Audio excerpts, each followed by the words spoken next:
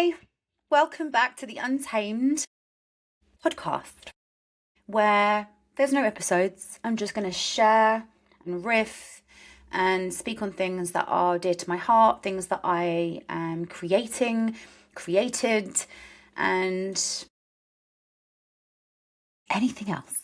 But I want to give any of you an opportunity to pop me a message, and if there's anything that you want me to speak on, I'd love to hear from you.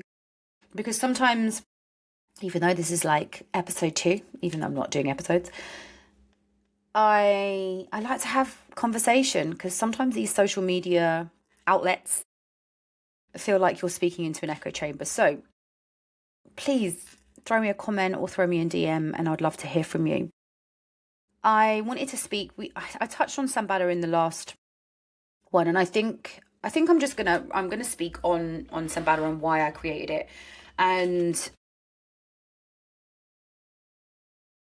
why I also can see it is for sure ahead of its game. Now, in the wellness industry right now, it feels there's a lot going on. And Sambaddha was created, of course, through my own struggle. I think anything that is birthed through us is always birthed through the darkness. And as you get to know me, I'm not scared of the darkness. I think for us humans, it's hard for us to see the darkness within ourselves, to meet it and to process it. And we've all heard that term, the only way is through. It is a lot easier said than done. And this is why I've created Sambaddha. Now, I've been teaching, I'm not going to go too deep into my story. I will touch on my story, but I had a lot of resignation. I was deeply depressed through certain things that happened in the family unit, certain things that happened when I was young, violation. I think women also, this is a huge conversation about sexual violation within women. Shame is always when you believe so deeply that you are inherently wrong. It's something that you can inherit, that thought form, because it can come through different lineages, or you can actually literally make that meaning about life from when something traumatic has happened and your psyche becomes fractured. Now, I delved into, I was in the fitness industry for a very long time, dance industry, and then I found yoga.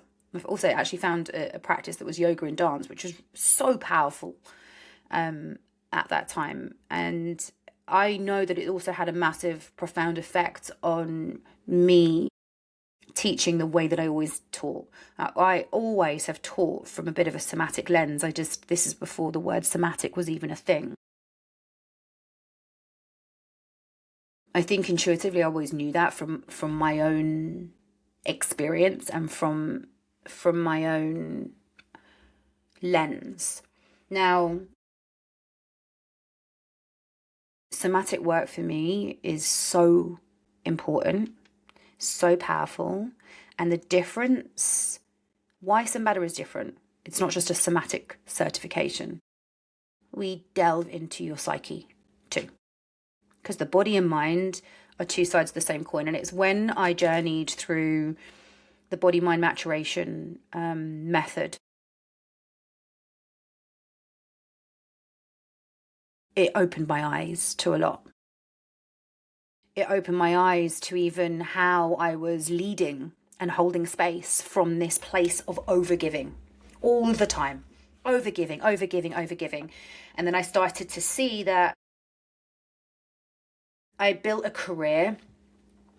I had built a career on trying to save others.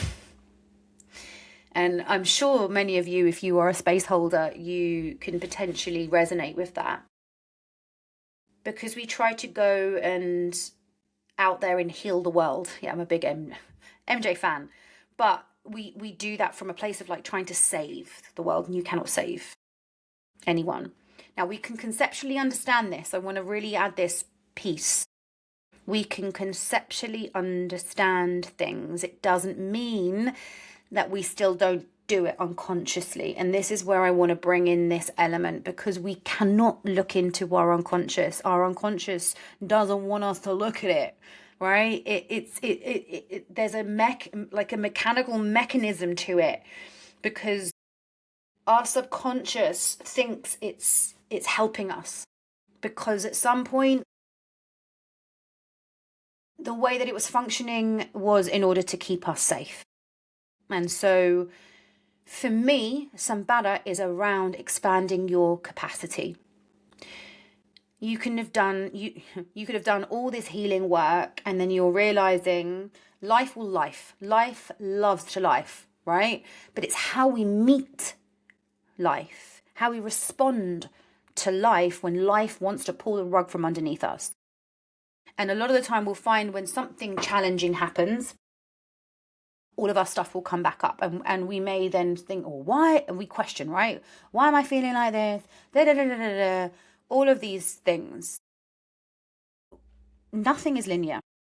Nothing is linear at all. This world is not linear. Time is not linear.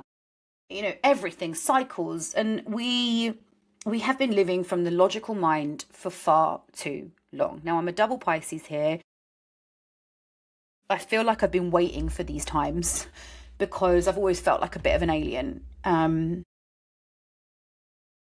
Because emotional awareness, let alone emotional processing, was never really a thing. And I also noticed that it was never really a thing even in a lot of these healing spaces. It's starting to become more of a thing. But I want to add one more thing. It's starting to become freaking performance. And this is what I'm also seeing. People having these massive cathartic moments, thinking that's healing. Now, I will never, ever say having a big cathartic moment, because if I've had some huge cathartic moments, I'm not going to disregard those moments, but it's how we integrate after. Because what I'm seeing in the healing world now is everyone's running to want to do these big cathartic moments without realizing that you're probably going to do your nervous system less justice than if you do this the long game. And I wanted to add that piece. So notice if you are searching for these massive cathartic moments,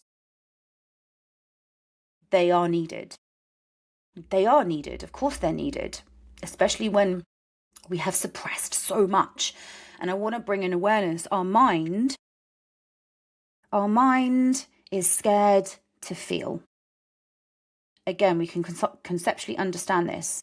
Our mind does not want us to feel certain things that at some point in our life, it deemed it as a threat to us being alive, right? We're dealing with survival mechanisms, and this is how deeply ingrained it is within us as a species. So Sambaddha was born through when I realized my yoga practice wasn't enough, my movement practices wasn't enough. I couldn't find any space that was allowing me to just be in my human experience. And it was actually through when I did the maturation, I started to think, oh my God, like I've actually created something really powerful. Of course, it's been a process of me getting it out there, because survival mechanisms of speaking the truth, of getting right in our own way when we are wanting to put our truest creations out there. There's a whole journey to it. And this is, as I speak on this podcast with my other offerings, you'll see why it is that I do what I do. Now, Sambaddha is a 4-month certification. I touched a little bit on the last one, a little bit on the elements and how we work with the meridians. And, we're covered, for instance, in fascia. Covered. So connective tissue. There's a whole fascial web system. And it is made of, there's a lot of water And water is conscious. Water holds memory. It stores emotion.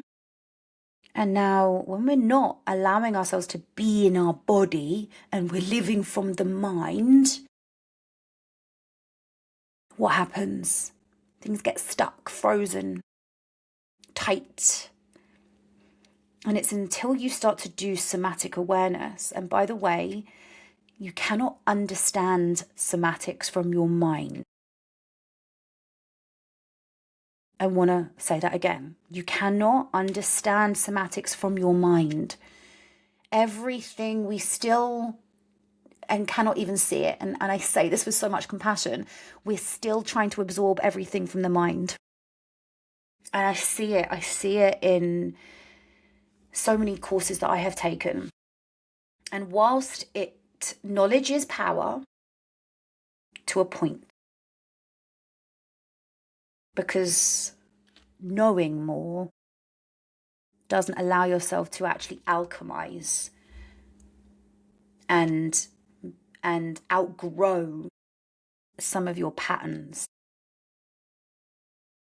And sometimes it gets us more in a bit of a stuck, frustrated state because we're like, well, I know this and I'm still da, right? Same way as when I felt like I'd done all this healing and then lifed and so much stuff came up for me again. It invited me to go back into that shame spiral. And so I want this conversation to be liberating. I want it to be empowering, because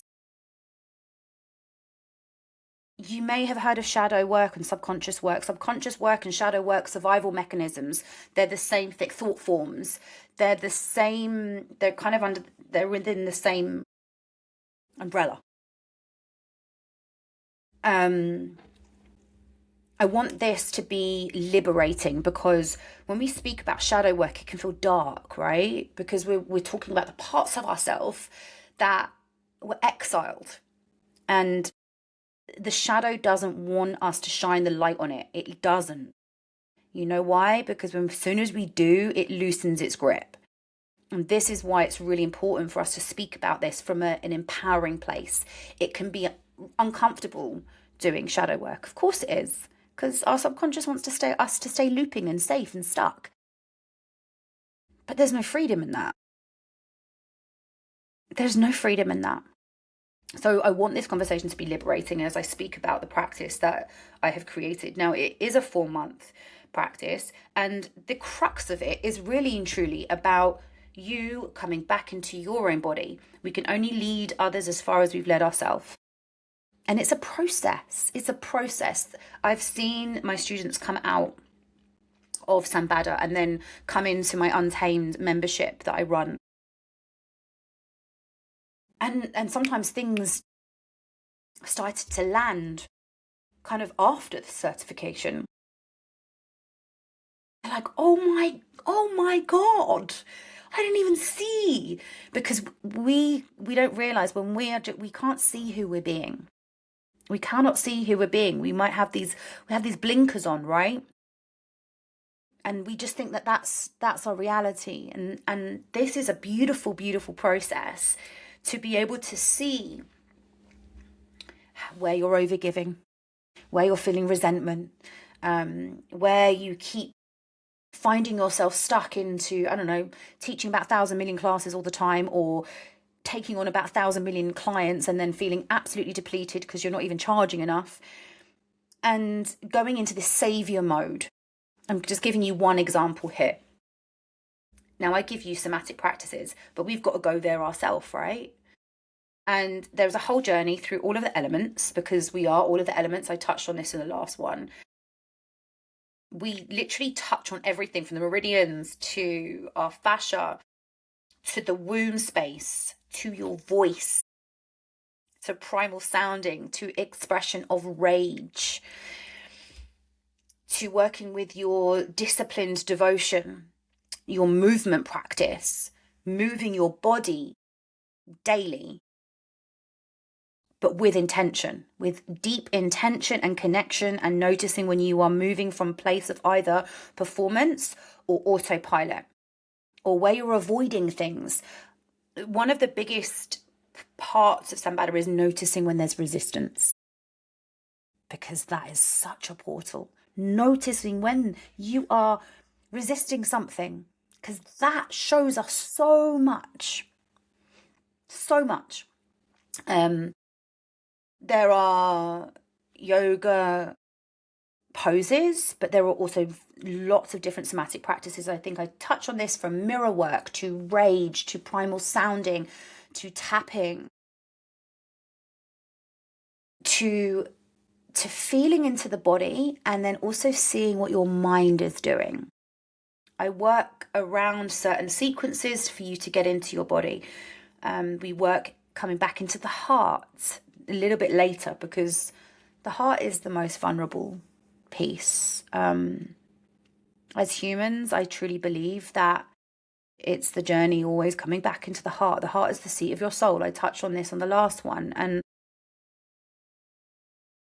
a lot of the time, our mechanisms that we have learned and inherited, these coping mechanisms, have been around us avoiding feeling into our heart. It always comes down to us avoiding feeling deep heartbreak. And then we also go deeply into integration. Now, integration is a huge piece of Sambaddha. And I just want to add, you get to come out of this training with a whole structured sequence that you could teach. There's so many layers to it. But also, it empowers you to be able to listen to what your students or your clients need. And I'm talking about, you can be a coach wanting to bring in these somatic tools because you can see where your client is getting stuck in certain elements, where she's in her head. Because I'm be honest with you, I'm kind of really sick of seeing so much mindset and strategy stuff. We can only get so far with that. We're actually looping, and I believe it's going to create more damage, us staying in the mind and all this mindset stuff. You can be a yoga teacher and realizing, I want more depth. I want to be able to take my clients deeper. Your workshops, your retreats.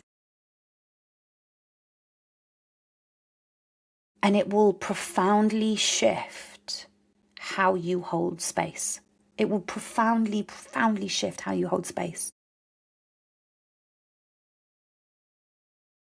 So there is structure, but there's structure with depth. And that's something that I have felt has been really missing from any courses, certifications that I have done. And this is why Sambaddha was created, because I could see there was something hugely missing.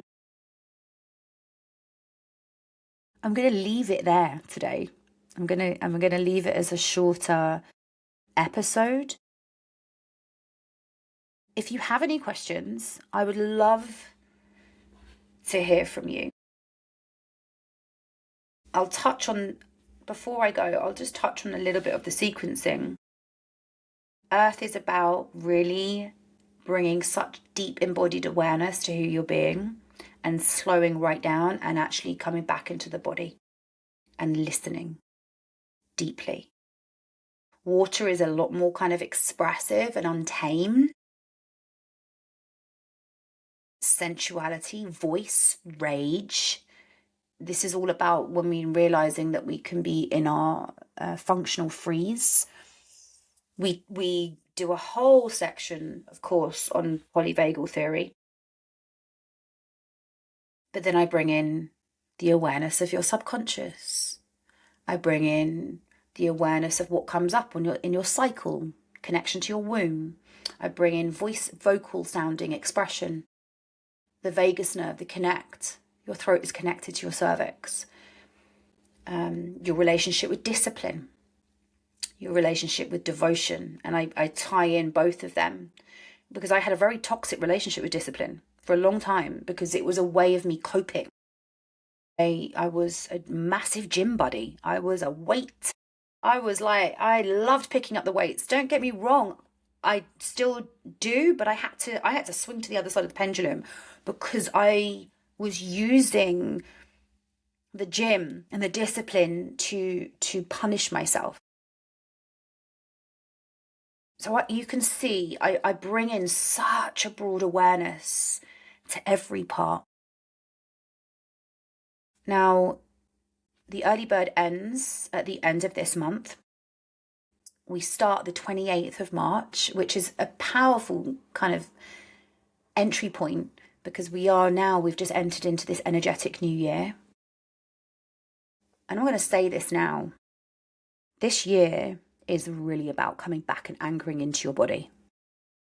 I'm going to say this now. Somatics is so important for us right now. We have been living in the head for too long. And we also still conceptually know that. And through my own journey, I've noticed that many other practices were not bringing me into my body, especially if you already came from movement. I've had to really untangle a lot of my movement coming from performance, even through my freedom and free dance. This year is about coming back anchored into your body. This is about healing your nervous system to expand its capacity. And this is about anchored leadership and spaces that are trauma informed, not from, because I've also noticed another thing, that sometimes trauma informed, they're still coming from a place of fear and wanting to save their participants. I bring in a huge piece into this about not going to rescue, that you can still hold someone and knowing when they need that touch, that holding, or when you need to stand back and allow them to be in their process. So, throw me any questions.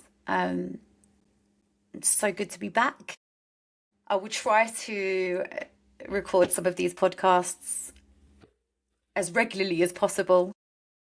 But I know it's a big part of even me getting out of my own way, even with me sharing these things. And I'm just going to be so transparent about it. It's a beautiful journey of us coming back into what we truly are here to do through all of your own experiences. And for this for me is a huge piece, even with Sambaddha. Yeah, I'm not just teaching you something, I'm empowering you to come back into who you're being. So you can actually take yourself there first and then allow that to ripple out to your community, to your students, to your clients. So we can start anchoring back into the body, coming back into our heart, telling ourselves the truth, and lead from an anchored, grounded